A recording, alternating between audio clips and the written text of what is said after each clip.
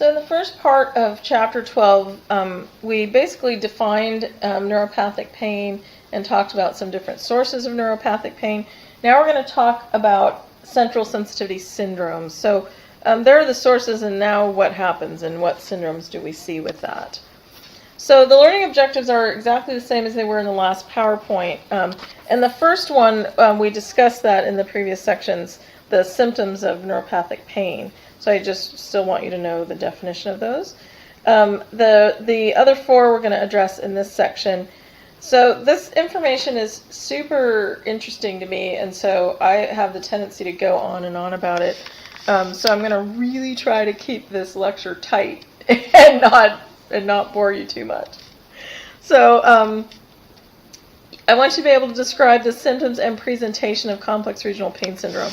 So what does a person who has complex regional pain syndrome present like in the clinic? I want you to be able to list the factors that contribute to chronic low back pain syndrome. And I want you to be able to compare the signs and symptoms of migraine headache and episodic type tension headache and chronic whiplash associated disorder. So each of those is has a different source, a different cause, and but they have some similar presentation. So given a set of signs and symptoms, I want you to be able to distinguish between those. I also want you to be able to describe the signs and symptoms and pathology of fibromyalgia. So with central sensitivity syndromes, the pain matrix malfunctions, and it disrupts top-down regulation of pain. So anti-nociception is reduced and or pro-nociception is intensified, and the result is increased pain. So in people with central sensitivity syndromes, there's often also hypersensitive. They're also often hypersensitive to sense, lights, sounds, and touch. So different sensory input. They're hypersensitive to that.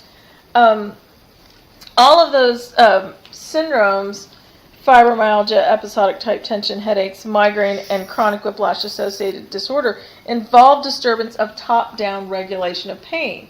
So the primary cause of the disorders is central sensitivity, not a structural lesion in the somatosensory system.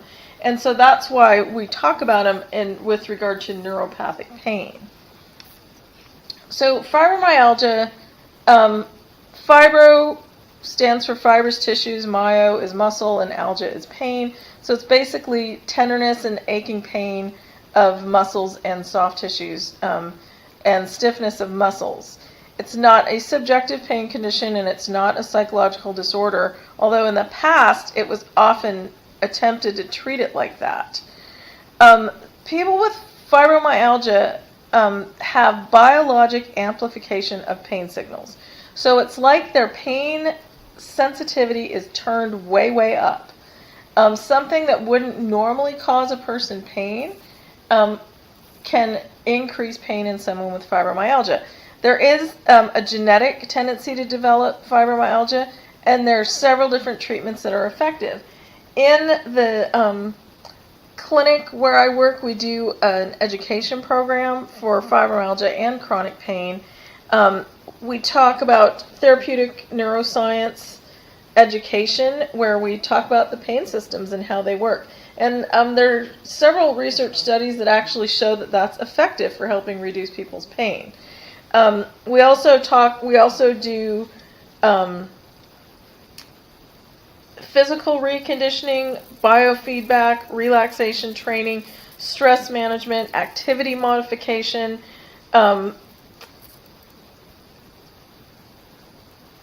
Really, we try to give them tools they can use to manage their pain.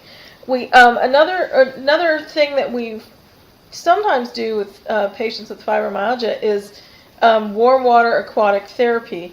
We have a 95-degree therapeutic pool in our clinic, and a lot of times when nothing else is working for someone with fibromyalgia, aquatic therapy can be effective. So really the focus usually for people with fibro with aquatic therapy is to make sure they don't do too much. I talk with people with fibromyalgia all the time, and a lot of them were very active. Some of them still are very active.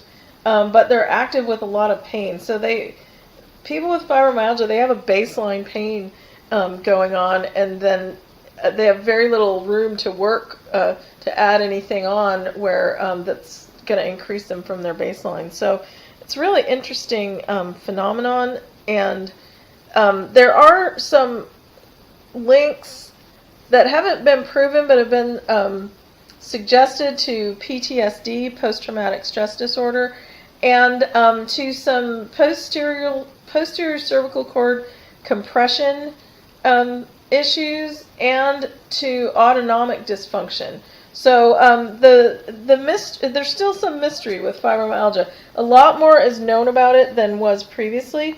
There's some interesting research that's quoted in the book where they talk about the differences in specific brain areas between people with fibromyalgia and people without.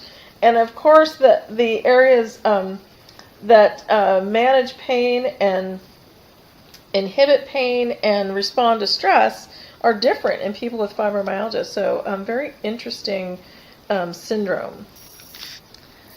Episodic type tension headache. The criteria for classification with ETTH is mild to moderate pain that's usually bilateral, lasting 30 minutes to 7 days, not aggravated by physical activity, not associated with nausea or vomiting. Someone with ETTH may have photophobia or phonophobia, which is light sensitivity or sound sensitivity, but usually not both. The mechanism appears to be supersensitivity to nitric oxide. So nitric oxide is the only neurotransmitter in our nervous system that actually exists as a gas.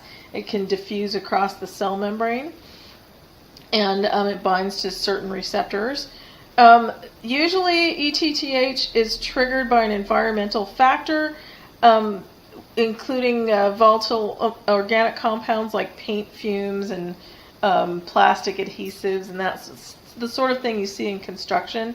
Sometimes molds, lighting, noise, excessive heating or air conditioning, interesting, and psychosocial pressure. So I don't know how that one slipped in there, but there you go. So that's your characteristic symptoms for ETTH. Migraine, on the other hand, is a neurogenic disorder. So the disorders of sensory processing produce a pain matrix malfunction that amplifies nociceptive signals in the trigeminothalamo-cortical pathway. So we talked about the spinothalamic tract, and this is the cranial nerve version of that, if you want to think of it that way. So the trigeminal nerve is one of the cranial nerves. It goes to the thalamus and then to the cortex. The cranial nerves are sort of the somatosensory system for our head, and we're going to talk about cranial nerves in a later chapter. Migraines are characterized by at least two of the following. Unilateral location, so that is distinct from ETTH, which is bilateral. A pulsating quality. The severity usually interferes with daily activity, and it's aggravated from routine physical activity. So right there you can see how those symptoms are distinct from ETTH. There is usually a cascade of events in migraine that includes some sort of provocation. So it can be bright light, loud noise, prostaglandins, emotional stress, hormonal changes. Some people are sensitive to specific food or drinks, or meteorological changes like a low pressure system moving in.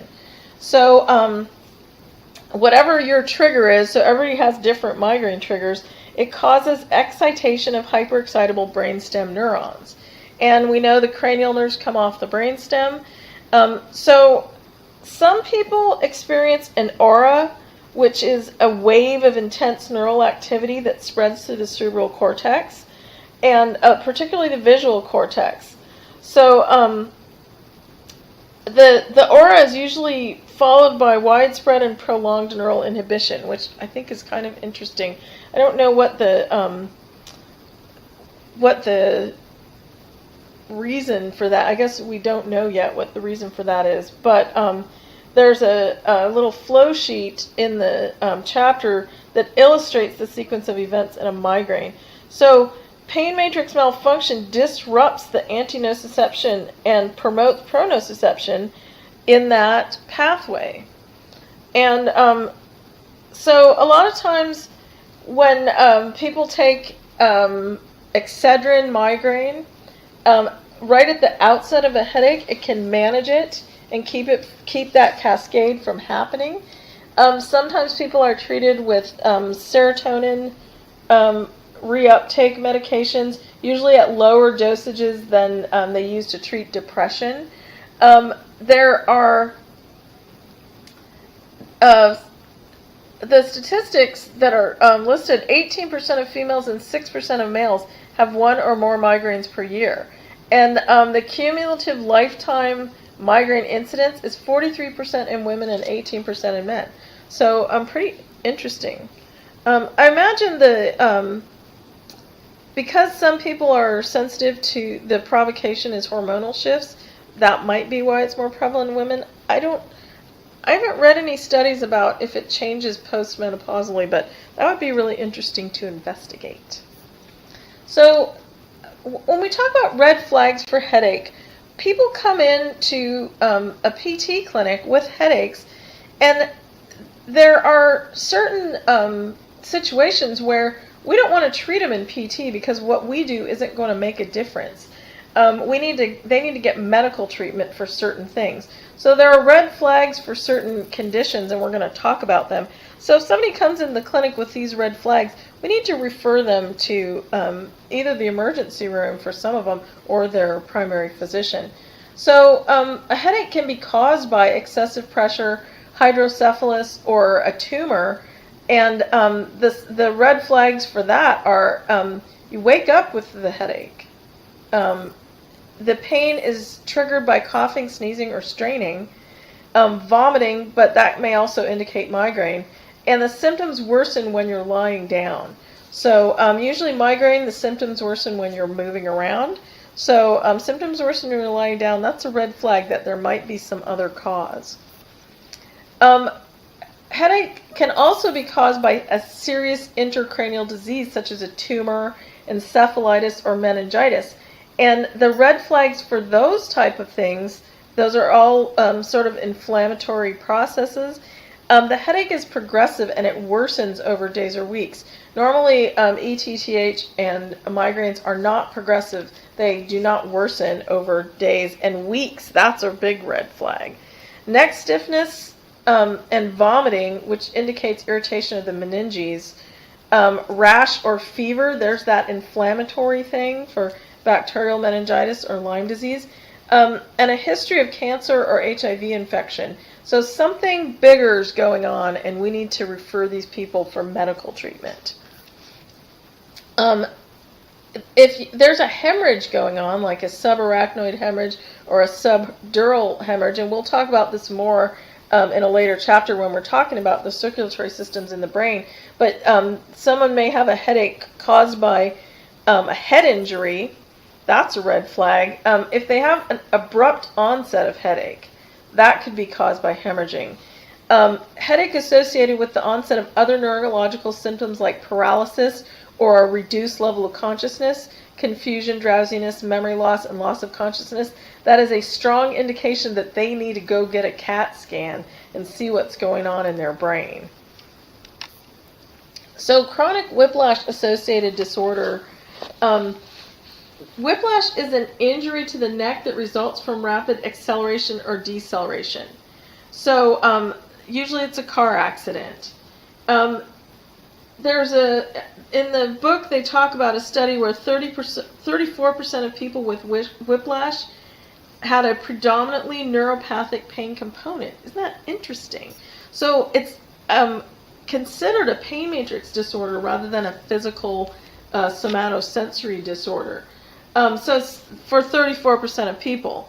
The 66% of people, it's a normal somatosensory type injury. The group with neuropathic signs had greater pain and disability. They had cold hyperalgesia, so they were more sensitive to cold. And cervical mechanical hyperalgesia, so more pain when they moved their neck. And less elbow extension.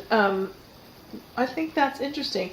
With the brachial plexus provocation test when compared with the group with non-neuropathic pain.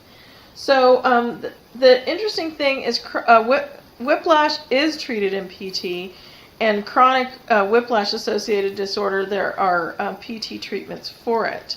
So it's interesting, 34% of people that get whiplash from an acceleration or deceleration injury end up with a chronic pain matrix dysfunction. So in the next section, we're going to talk about complex regional pain syndrome and chronic low back pain syndrome. With regard to chronic whiplash-associated disorder, there's a really good video that I included a link to in the module.